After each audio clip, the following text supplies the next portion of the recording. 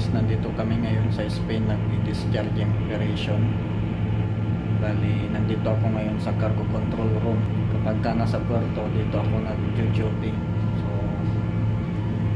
itong nasa bandang side kong to, ito yung cargo console. So, lahat ng valve na yan yung ino-operate ko para ma-access ko kung alin yung cargo tank na gusto kong i-discharge papunta sa shore. So, bali, nakatikit kami ngayon sa single buoy mooring. So, ito ay nakalutang sa dagat. So, papunta sa shore. So, malayo kami sa lupa.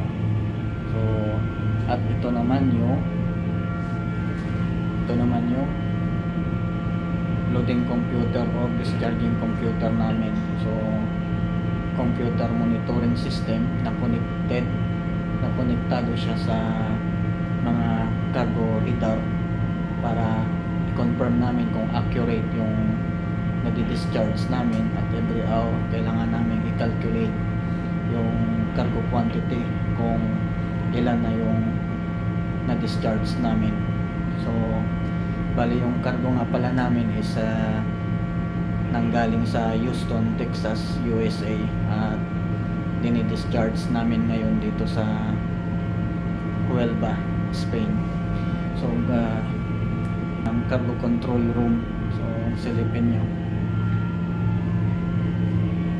At yun yung labas ng barko.